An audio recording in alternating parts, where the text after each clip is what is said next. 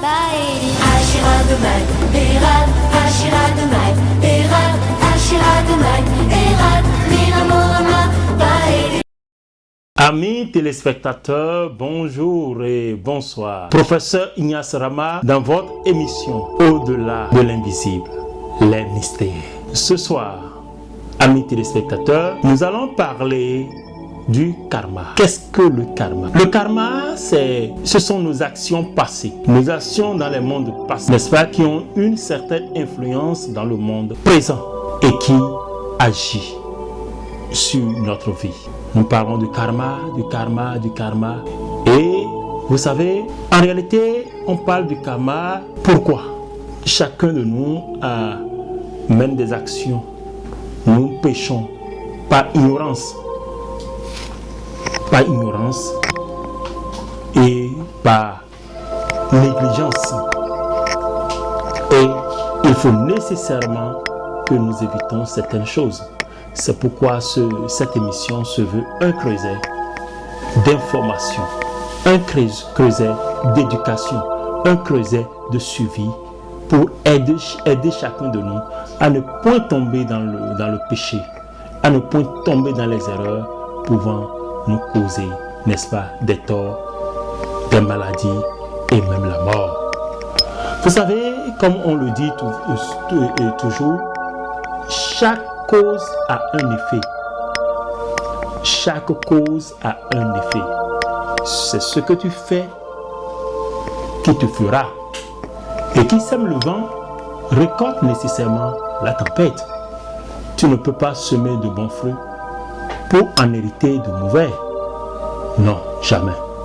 Lorsque tu sèmes dans le champ du bien, tu récolteras le bien en abondance. Et lorsque tu sèmes dans le champ du mal, tu en récolteras aussi en abondance. Chers amis téléspectateurs, nous devons faire le bien. Et avant de développer, lorsque vous faites du mal à quelqu'un, le mal vous reviendra. Et lorsque vous faites du bien, le bien vous reviendra. C'est comme une balle de ping-pong. Vous jetez, ça vous revient. Et avant de développer, je vous prie de suivre ceci.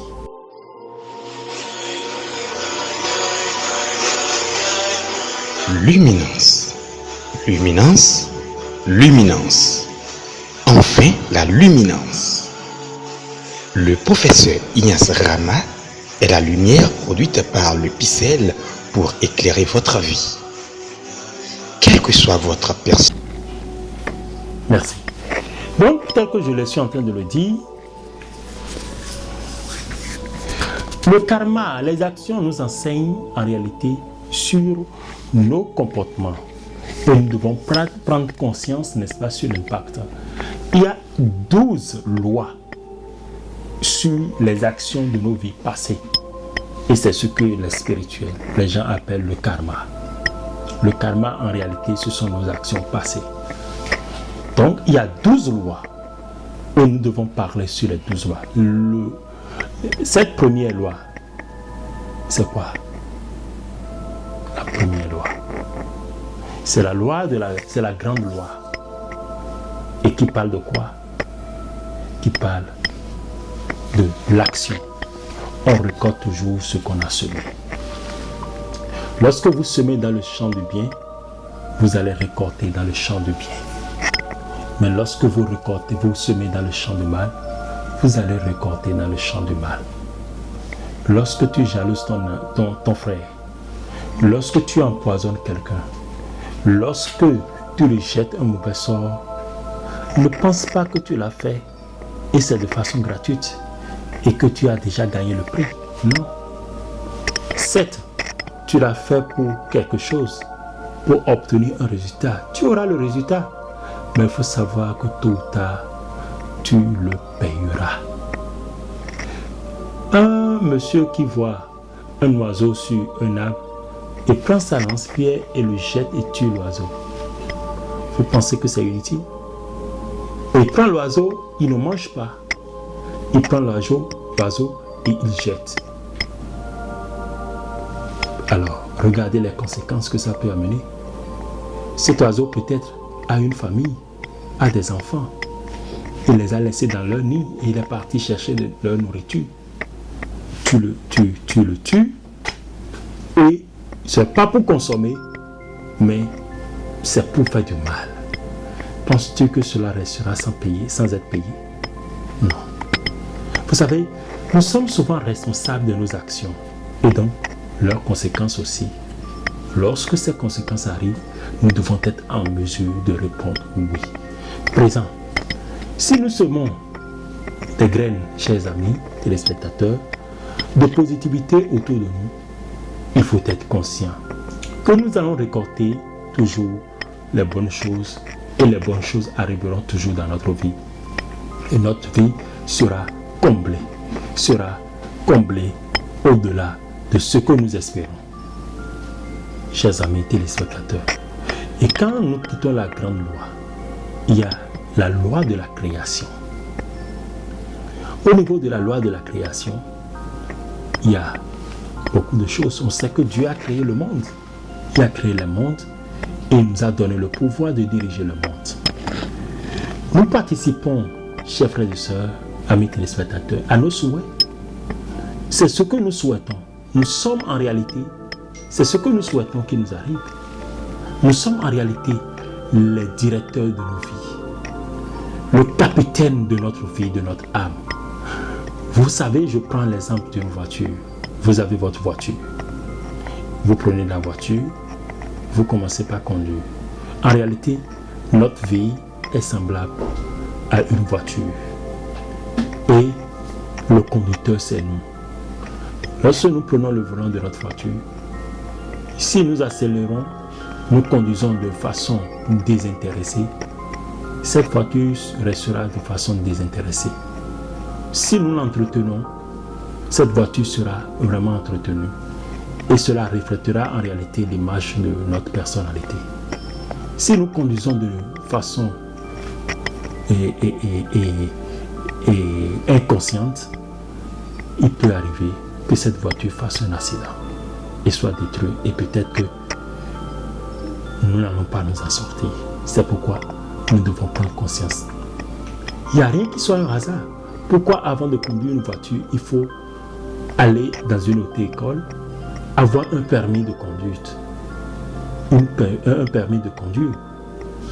Oui, parce que tout le monde ne peut pas. Et ce n'est pas tout le monde qui réussit au permis de conduire ou à cet examen. C'est un examen comme tant d'autres. Alors, il faut être, n'est-ce pas, avant. Il ne faut pas paraître, mais c'est mieux d'être. Et de connaître et de comprendre ce pourquoi les choses évoluent et les choses se réalisent. Amis téléspectateurs, tel que je suis en train de le dire, nous sommes acteurs de notre vie et tous responsables de notre bonheur. Il nous revient donc de nous entourer de personnes qui nous tirent vers le haut. Lorsque vous êtes dans un environnement et ça ne sent pas bon, ça ne vit pas le positif, mon frère, quitte cet environnement. Lorsque vous êtes avec des amis qui ne pensent pas du bien de vous, il faut savoir que vous vous détruisez parce que vous n'allez jamais réussir. Restez dans un environnement où vous pouvez aller en haut. Ce n'est pas sorcier. On est ensemble, on est entre amis. Vous ne pensez pas du bien de moi. Vous me jalousez. Vous n'avez pas envie que j'évolue. Je quitte ce cercle. Quitte ce cercle. Et reste avec ceux qui sont grands, ceux qui veulent grandir. Ne reste pas avec les hypocrites. Des gens à double cœur.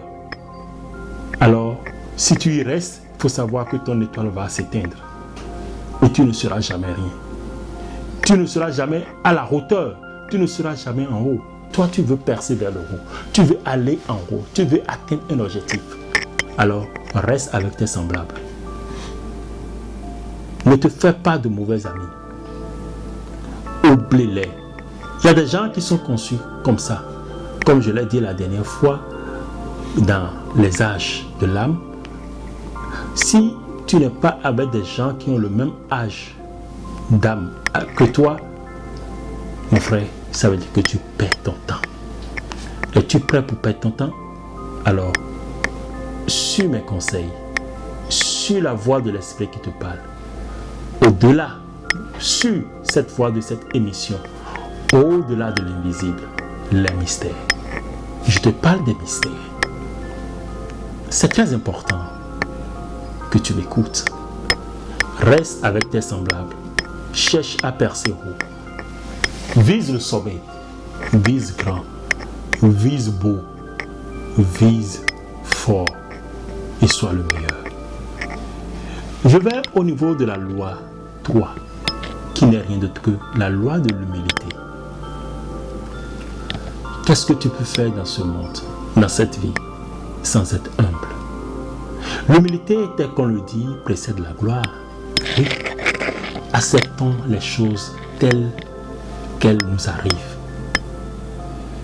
Lorsque tu es riche et de façon subite, tu deviens pauvre. Qui dois-tu accuser? Tu dois t'accuser toi-même. Lorsque tu as une femme et d'un jour à l'autre tu deviens célibataire ou divorcé, lorsque tu es en bonne santé et du coup tu deviens malade, lorsque tu as un boulot et du coup tu le perds, qu'est-ce que tu dois faire? Tu ne dois incriminer personne. Au lieu de chercher à forcer, à faire retourner les choses, à courir de féticheur en féticheur, d'homme de Dieu en homme de Dieu. Et c'est le moment plus que jamais où tu pries. Il faut d'abord faire un examen de conscience. Où est-ce que j'ai péché? Où est-ce que j'ai commis des erreurs? Quelle est l'horreur de ma vie? Et accuse-toi. Cherche maintenant, dans ton humilité, à réparer quelque chose. Et là, tu verras que cette situation ne sera plus jamais un stress pour toi, mais plutôt une solution. Est-ce que tu le savais? Je voudrais que cette émission éclaire le cœur de plus d'un, illumine les pensées, afin que nos vies soient. Oui, chers amis, tel que je suis en train de le dire, si tu refuses d'accepter, tu refuses d'être humble, tu refuses d'accepter la condition qui t'arrive, je te jure que tu ne bougeras pas. Rien ne changera en réalité dans ta vie. Tu seras bloqué à ce niveau. Tu seras stagné comme une eau stagnante. Lorsqu'il y a une eau qui stagne, quelques jours après, qu'est-ce que ça fait? Ça commence par puer, ça pue, ça sent mauvais. Parce que l'eau ne fait pas quoi? L'eau ne circule pas. Et c'est ce qui arrive lorsque nous avons un stress. Et c'est le stress qui amène toutes les maladies. Et c'est le stress qui amène la confusion. C'est le stress qui empêche. Et c'est ça qui amène la mort. Beaucoup de personnes sont mortes. Beaucoup de personnes sont tombées malades. Beaucoup de personnes sont mortes dans des conditions qu'on ne peut expliquer. Alors que s'ils avaient peut-être écouté ou vu quelqu'un pour leur donner une leçon de vie, ils allaient mieux comprendre. Ils allaient comprendre la loi du karma. Tout le monde ne peut pas être riche. Tout le monde ne peut pas avoir d'enfants. Tout le monde ne peut pas être fort. Tout le monde ne peut pas être faible. Tout le monde ne peut pas être riche. Tout le monde ne peut pas être président de la République. Tout le monde ne peut pas être chef. Il faut des gens pour diriger des gens. Il faut des gens soumis. Tout le monde ne peut pas avoir un boulot. Pourquoi tu cours pour chercher du boulot tout le temps alors que ce n'est pas écrit dans ton destin? Alors sois humble. Ouvre les yeux spirituels. Ouvre les yeux du cœur et tu comprendras mieux. Amis, nous devons donc nous concentrer sur les éléments négatifs. Oui. Nous devons nous concentrer sur ces éléments. Oui, parce que en nous concentrant dessus, nous devons savoir et tirer une conclusion pour nous dire c'est de ma faute. Et là, c'est de ma faute. Vous enlevez le regard, l'intention de ces éléments pour entrer maintenant dans une autre dimension. Ça veut dire que nous nous concentrons sur les éléments. Se concentrer sur les éléments négatifs est une véritable perte d'énergie. C'est ce que je voudrais dire. Nous regardons ce qui nous est arrivé comme erreur, comme faute, comme punition plus grande, qui est plus spirituelle. Là, nous ne perdons plus d'énergie. Mais quand nous restons stagnés là, nous perdons toute l'énergie positive en réalité que nous avons en nous. Et là, c'est ça qui nous bloque, qui nous empêche d'avancer. Donc, acceptons donc le présent pour créer un avenir meilleur. J'accepte ma condition présente afin que le lendemain. Parce que nous ne pouvons plus changer le passé. Le passé est passé. Nous ne devons plus nous focaliser sur le passé. Nous devons nous focaliser sur le présent afin de mieux faire dans le futur. Je vais à la loi numéro 4. Et la loi numéro 4 nous parle c'est la loi de la croissance. Il nous parle de la croissance. Notre propre épanouissement est placé avant toute chose. Nous devons nous épanouir. Nous devons créer une bonne ambiance autour de nous, au lieu de rester et cloué, n'est-ce pas, dans les quatre murs. Au lieu de rester cloué sur soi-même, au lieu de ne pas nous épanouir, au lieu de rester sous le stress, nous devons nous épanouir. Nous devons nous partager, n'est-ce pas? Et vous savez, les maisons que nous avons, les voitures de luxe, les téléphones, les habits, les noms que nous portons. J'ai des milliards. Je dois fêter pour mon milliard. Je suis. Nous oublions quelque chose. Devant la mort, on est égaux. Nous sommes tous égaux.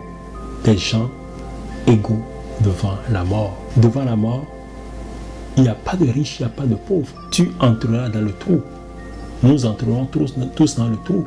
Alors, ton or ne peut pas te suivre. Ton portable, Promas, tes belles maisons, tes villas n'entreront pas dans le tombeau.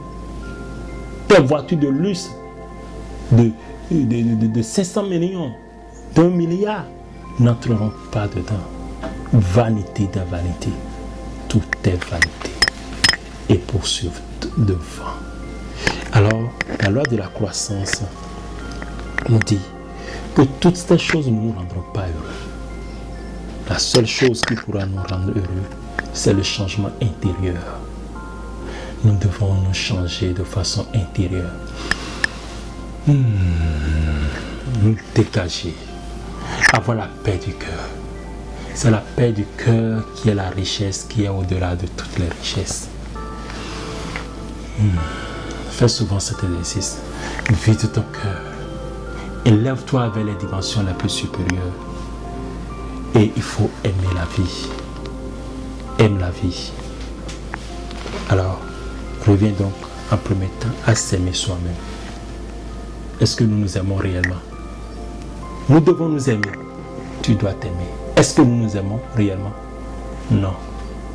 S'aimer, c'est pratiquer à ce changement de cœur. Ce changement dans le cœur. Il faut s'aimer réellement. Soi-même d'abord, avant d'aimer les autres. Aime ton prochain comme toi-même. Il faut d'abord s'aimer. Et laisser les choses viles de ce monde. Parfois, nous courons derrière les choses inutiles de ce monde et nous nous oublions. Nous nous oublions. Tu prends ton salaire. Le salarié qui est à 100 000 ou 200 000, combien il arrive à manger lui-même? Avant la fin, il s'endette pour des choses inutiles. Le mécanicien prend. Le peintre prend. Le soudeur prend. Il s'endette. Telle personne a tel problème. Lui-même, combien il arrive à se donner de plaisir? Vanité. Oui. Vous savez, le 5, qui n'est rien d'autre que la loi de la responsabilité. Et quand nous abordons la loi de la responsabilité, nous devons savoir ceci. Nous reflétons ce qui nous entoure et ce qui nous reflète. Et ce qui nous entoure nous reflète. C'est ça.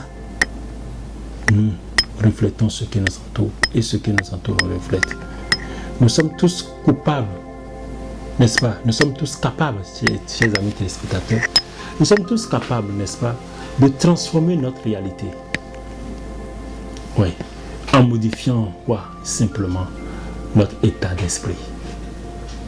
Lorsque nous pensons positif, de façon positive, vous allez voir, la bonne énergie positive viendra autour de nous. Mais lorsque nous pensons de façon négative, avec des pensées malsaines, ce n'est que ça qui viendra. C'est pourquoi je vous conseille, n'est-ce pas, d'avoir des pensées saines, positives, claires. Et là, nous pouvons transformer notre quotidien. Notre vie sera meilleure et nos pensées le seront également. Chaque matin, lorsque vous vous levez, prophétisez des bonnes choses sur vous. Faites des phrases affirmatives sur votre vie. Dites de meilleures choses. Enlevez le stress. Dites les meilleures choses. C'est ça la loi de la responsabilité. Je suis responsable de moi-même. Je suis responsable de ce qui doit m'arriver. La vie en abondance, l'abondance, la richesse, l'opportunité pour ce jour, la chance. Et là, vous allez voir comment votre vie va rayonner davantage. La loi numéro 6 n'est rien d'autre que la loi de la connexion. Et quand nous parlons de la loi de la connexion, qu'est-ce qui se passe? On dit tout est lié à l'univers. Donc, tous autant que nous sommes, nous avons une connexion avec l'univers. L'univers, le globe, le terrestre, le céleste, l'invisible, le passé, le présent et le futur. Les trois là sont connectés, comme on dit la Trinité Sainte qui est un mystère. C'est ainsi que notre passé, notre présent et notre futur sont tous liés. Et en réalité, qu'est-ce qui se passe? Les petits et les grands éléments de notre vie, qui composent notre vie, en réalité, le sont aussi. Donc, lorsque vous pensez de façon positive, vous êtes toujours dans le négatif, vous allez voir, la négativité va se connecter à votre vie. Et toute votre vie sera négative. Lorsque vous pensez de façon positive, vous êtes toujours positif. Ce n'est que les choses positives qui seront connectées avec vous. Vous appelez vous-même les esprits, les bons esprits ou les mauvais esprits. Et c'est à vous de faire un effort pour vous connecter à l'univers. Vous vous connectez à l'environnement. Lorsque vous avez le courant électrique à la maison et que vous faites toujours d'économie et vous refusez d'allumer la lampe sur votre portail, vous pensez que vous aurez toujours l'argent pour vous approvisionner en crédit électrique. Il y aura des moments où vous n'aurez pas l'argent et vous serez dans l'obscurité. Alors que lorsque vous mettez une lampe à votre portail, et que la nuit on sait que ça là, il y a une lumière là, l'environnement aussi agit, travaille pour vous, pour que vous ne manquiez jamais d'argent, parce que vous travaillez à ce que les bons esprits, les mauvais esprits aiment le noir, ils viendront se condenser là. Mais vous allumez une lampe là. Si quelqu'un sort la nuit et doit passer, c'est que le monsieur là, il allume toujours une lampe à son portail. Vous avez apporté quelque chose à sa vie. Si un esprit négatif qui le quêtait, qui devait l'attaquer, et qu'il passait par là, cet esprit allait fuira en réalité et la lumière. Et ce monsieur, cette personne pourra retrouver la vie et trouver le bonheur. Parce que les bons esprits vont le suivre. Mais toi, tu refuses d'allumer ta lampe au portail parce que tu fais d'économie. En le faisant, tu seras toujours pauvre, tu ne seras jamais riche. Ce sont des faits simples que nous devons prendre pour faire des comparaisons, pour comprendre en réalité le système de la vie. Nous n'avons pas besoin de courir de gauche à droite. Nous n'avons pas besoin d'aller contacter telle ou telle personne. Nous sommes nous-mêmes la vie. Nous sommes nous-mêmes les capitaines de notre destin. Nous sommes le directeur de notre âme. C'est nous-mêmes qui guidons notre volant. Alors pourquoi courir? Pourquoi chercher ce qui est avec nous ailleurs? Tout est dans notre vie, tout est dans notre corps. Quand tu prends le tétragrammaton qui symbolise la tête, les deux bras étendus, les deux pieds écartés, tous les éléments qui constituent l'homme se trouvent en nous. La force et la puissance demeurent en nous. La guérison, c'est en nous. La maladie, c'est en nous. Et nous devons faire tout possible pour que nos yeux, même s'ils voient n'importe quelle chose, que le mental soit fort pour transformer cette négativité en positivité. Chers amis, c'est ça la loi de la connexion.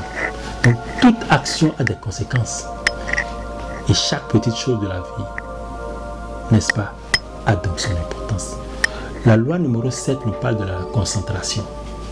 Nous devons nous concentrer. Lorsque nous entrons dans un environnement, lorsque nous sommes à la maison, lorsque nous finissons une journée, lorsque nous nous réveillons du lit le matin, il faut d'abord la concentration. Beaucoup de personnes se concentrent très mal, même à l'église pour des séances de prière. Lorsque le prêtre dit la messe, combien de personnes arrivent à se concentrer? À commencer par le prêtre. Les gens ne se concentrent pas. À commencer par le pasteur, les gens ne se concentrent pas. Beaucoup de personnes regardent les fesses des femmes. Beaucoup de personnes regardent les tenues. Il a porté de Vlisco, il a porté une veste, il a porté. Les gens pensent à ce qu'ils veulent manger. Les gens pensent à comment sortir et avoir une intimité avec une femme. Les gens dévorent des yeux de femmes. Les gens font beaucoup de choses. Il manque de concentration. Et c'est ce qui fait qu'il y a beaucoup d'églises, il y a beaucoup de religions, il y a beaucoup de cultes où on parle de Dieu, où on donne des enseignements, mais il n'y a jamais de solution. Les gens n'arrivent pas à trouver la solution.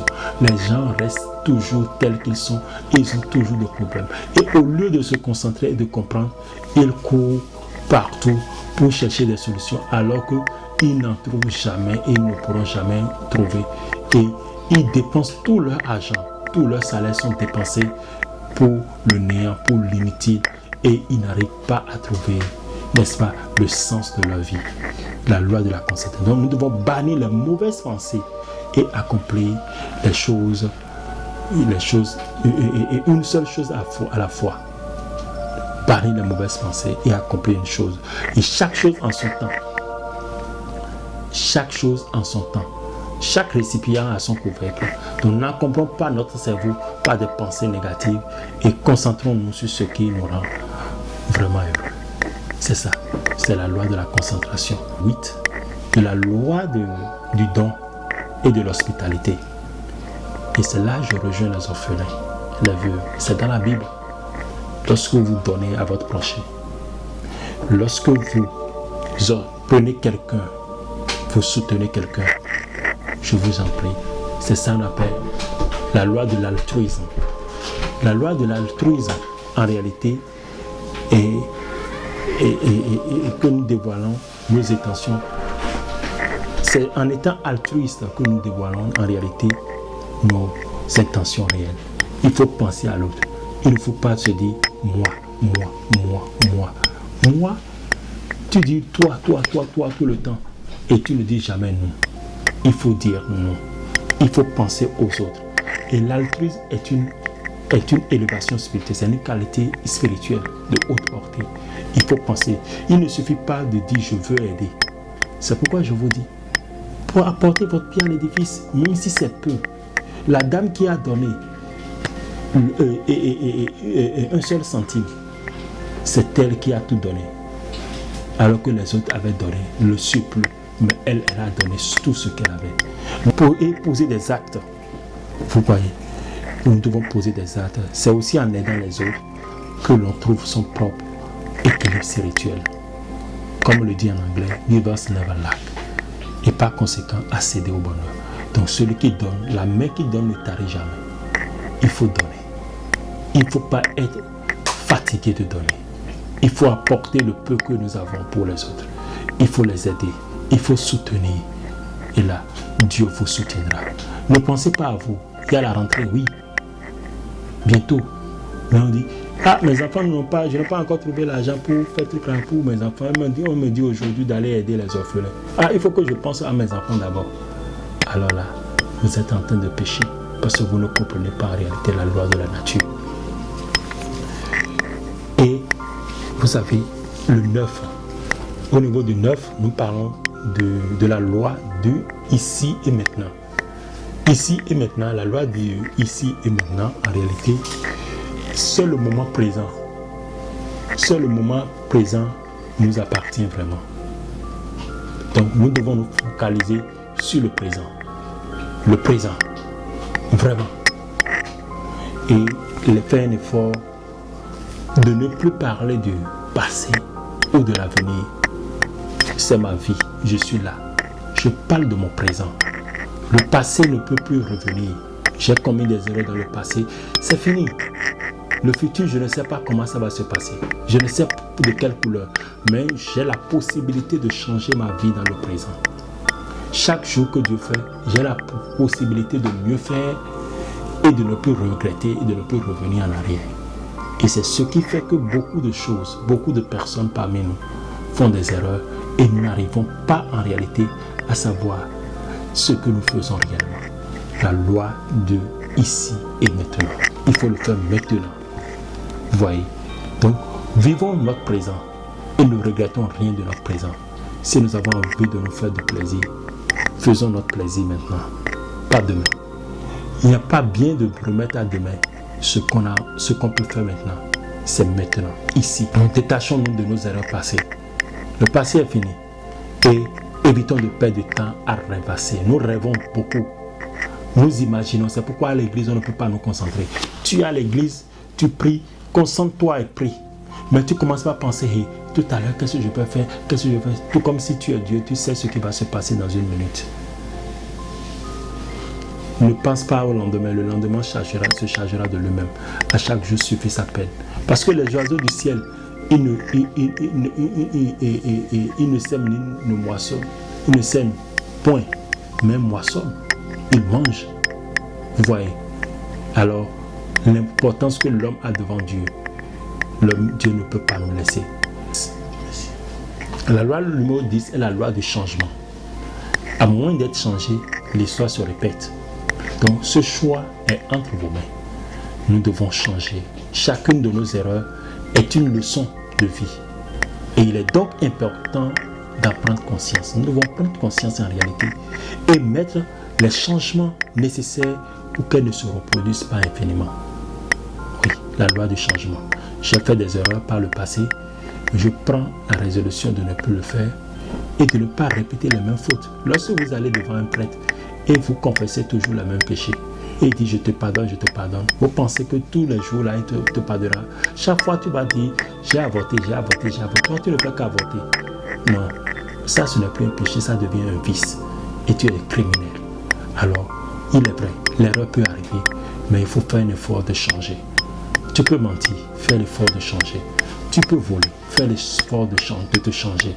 Tu peux faire tout ce que tu veux, mais fais l'effort de ne plus répéter. Parce que chaque fois que tu répètes cela, ça devient un vice et ça te détruit. Et enfin, le 12. La loi de la valeur et de l'inspiration. Quand on dit que quelqu'un a de la valeur, c'est très important. La valeur de l'homme. Vous voyez que celui qui a de la valeur, quand il vient quelque part, qu'est-ce qui se passe? Tout le monde l'applaudit, tout le monde le respecte. La valeur est une des choses meilleures que nous devons entretenir. Oui. Et en réalité, la valeur est la conséquence directe de l'énergie et de l'intention que l'on y met. C'est l'intention que tu as. C'est ce que tu es à l'intérieur de toi qui se fait voir à l'extérieur. Donc, lorsque tu te donnes de la valeur, supposons que tu as ton habit quelque part qui est sale, tu déposes. Et quand tu veux prendre, tu es venu, tu trouves ton habit sale par terre, tu veux prendre, tu le prends avec une pincette de tes mains comme ça et tu vas le mettre quelque part. Lorsque l'autre personne viendra pour prendre ton habit, il va chercher un long bâton pour prendre et le jeter plus loin. C'est ça. Donc c'est ce que toi-même tu reflètes, c'est ce que tu as envie d'être, c'est ce que tu émets, la vibration que tu émets de ton cœur qui se reflète sur ton visage. On dit un esprit saint dans un corps saint.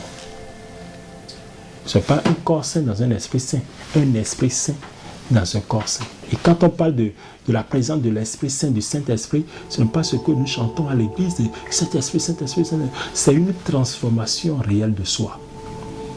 Il faut se transformer d'abord. Il faut atteindre cet état d'abord. Il faut que les choses de ce monde ne nous disent rien et qu'on arrive à transcender dans un état. Le Christ dont nous parlons, sang de Jésus, non, c'est de bluff. Le vrai sang de Jésus, c'est un état. Le Christ dont nous parlons, c'est un état, c'est une dimension. Nous devons travailler à atteindre cette dimension. Au lieu de crier seulement sur les lèvres, Amen ou tout, Akameno Rumea. C'est ça. Et il y a trop de matures vues aujourd'hui un peu partout. C'est très important. Donc, c'est ce que tu as dans le cœur qui reflète ce que tu as sur le visage. Le bon cœur. Et c'est ça, la loi de la valeur de l'inspiration.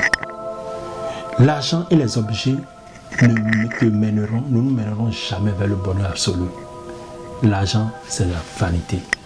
Les bonheurs, la voiture, toutes les voitures de luxe, telle personne, il est riche, il est milliardaire, c'est zéro. Nécessairement, la chose la plus importante est d'entretenir l'amitié. L'amour, l'amitié, la sympathie. L'amitié, les liens familiaux et l'amitié et l'amour. Donc, la loi qui reste au-dessus de toutes les lois, c'est l'amour, la loi de l'amour. L'amour, l'amitié et la sympathie. Et il y a un pentacle qu'on réalise par rapport à ça. J'aurai le temps de vous l'expliciter. Il y a le pentacle de l'amour, l'amitié, la sympathie qui fera que les gens vont vous entourer et auront une certaine sympathie de l'amitié et de l'amour pour vous. Et c'est ça qui est en réalité la base de l'élévation spirituelle et matérielle de chaque personne que nous devons comprendre. Donc, en réalité, ce sont les seules choses qui comptent réellement. L'amour, l'amitié, la sympathie, les liens familiaux, créer une ambiance en famille, rester, au lieu de s'éparpiller. Donc, c'est un peu le développement que j'ai tenu à vous faire sur les principes de vie, le retour de nos actions et les 12 lois de nos actions qui impactent directement sur notre vie, ce que nous appelons le karma, les 12 lois du karma. Merci de m'avoir écouté avec beaucoup d'attention.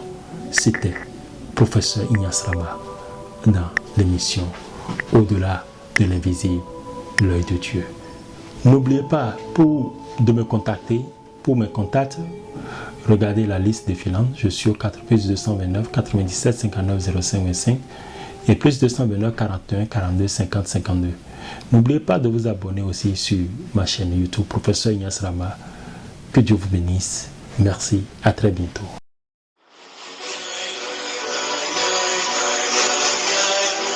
Luminance. Luminance. Luminance. Enfin, la luminance. Le professeur Ignace Rama est la lumière produite par le Picel pour éclairer votre vie.